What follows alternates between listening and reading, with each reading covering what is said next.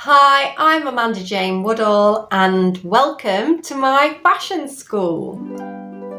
So today we begin as Margo Fontaine has taken over from Alicia Markova to be the principal ballerina of the Sadler Wells Theatre Company. And despite reservations from the choreographer Frederick Ashton, they had healed their differences and gone on to make beautiful work together. And after international acclaim, Margot was now famous for her English ballet style and her exterior of perfection and restraint. Dr. Roberto Emilio Arias was an international diplomat and the son of the Panamanian president. He specialised in marine law, but also had some darker affairs such as bootlegging, gambling, and womanising. Now, Margo Fontaine had met this man before in 1937 when the company danced in Cambridge and a student party had spilled out into Margot's flat share, and here she saw the son of the Panamanian president dancing the rumba all night long, and she was fascinated, and she knew this man by the name of Tito. She hadn't seen him for 14 years when he left a business card at the stage door after one of her performances, and he followed her from show to show, just absolutely dazzled by Margot's fame, and he pursued her to ask for her hand in marriage, although he actually was already married with 3 children, and he was kind of out of shape from the young man that she had first met. So Margot took a little bit of time to think about this as she toured around America.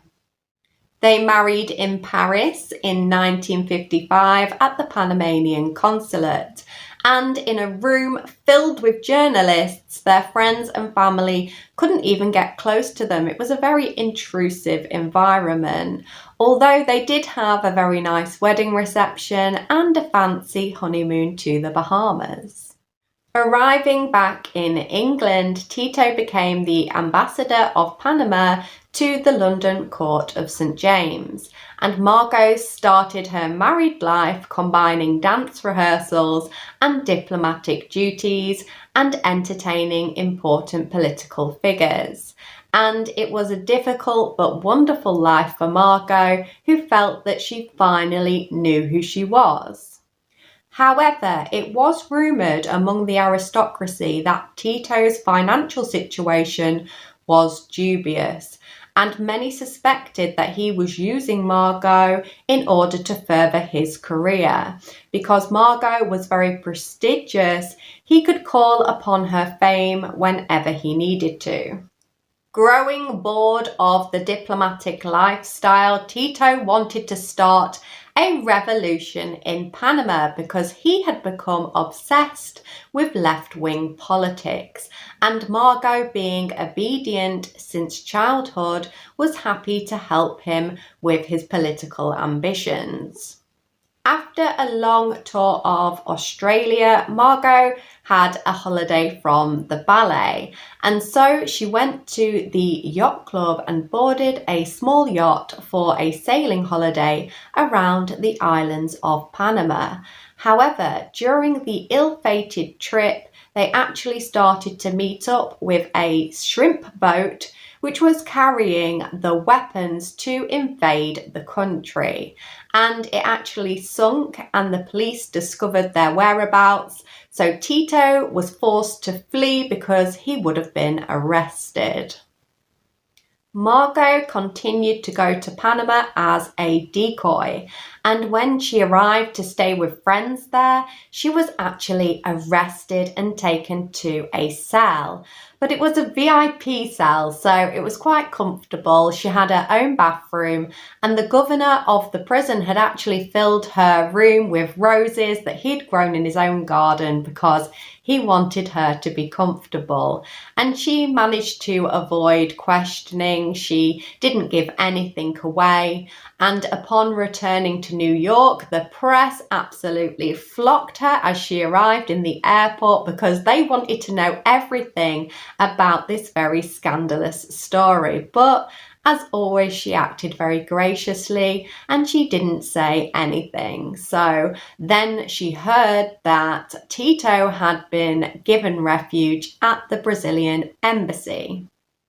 In 1961, the company took part in an exchange trip with the Kirov Ballet of Leningrad. And during her time in Russia, Margot felt self-conscious that she had danced very badly because she was nervous dancing in front of the very distinguished ballerinas and teachers who sat in the audience watching her perform the Sleeping Beauty. While the Kirov Ballet Company danced in London, one of its best male dancers, RUDOLF NUREYEV, actually defected from Russia and joined a Parisian dance company. And this would spark the revitalization of Margot's career. The pair became inseparable on and off the stage, with rumours circulating that they had fallen very much in love. However, the industry denied this, despite the ballet Marguerite and Armand being choreographed in 1963, which depicted the pair's very obvious chemistry. The public were enthralled by this pair, and at 42, many people had thought that Margot would soon retire, but this was in contrast to the very young Nureyev, who in his 20s was at the peak of his career, and the age gap seemed to work for the couple. They had a healthy respect for each other, and Margot became the only family that Nureyev could rely on. After their failed attempt to revolt in Panama, Tito had left Margot lonely. He was a notorious playboy and allegedly had many affairs whilst the marriage was in decline. Tito still had political ambition and he hoped to win a seat in Parliament in Panama. Although in a shocking twist of fate, he was actually shot 5 times at point-blank range in 1964 after winning his political seat. A bullet had lodged against his spine. He was in a coma for 3 days and had a temperature of 108. And Margot really wasn't ready for something of this gravity, so she had him flown to Stoke Mandeville Hospital, which was the best in England for treating this type of injury. There were many changes that Margot needed to make to her life because her husband needed constant care and she couldn't give up work because she had to pay for his very expensive medical bills. And so she didn't hesitate to take on this caring role for her husband despite him being difficult at times, and she sacrificed her relationship with Nureyev. On her 60th birthday, she attended her retirement gala, and here she danced a specially choreographed piece called Salute d'Amour, and she was joined by Frederick Ashton, who danced with her on stage. It was a very beautiful and emotional performance, with Margot still completing very complex dance moves for a lady of her age.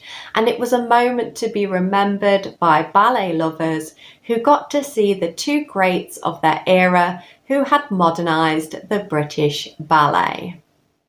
She retired to a cattle farm building a house in Panama, and she still tried to make her husband's ranch dreams come true right up to her passing on the 21st of February 1991. Margot showed incredible resilience, dancing the most tiring and complicated ballets for 45 years of her career to keep at the peak of the industry.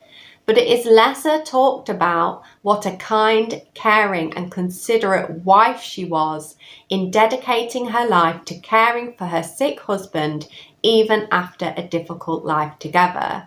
She truly gave ballet and her husband everything she had to give.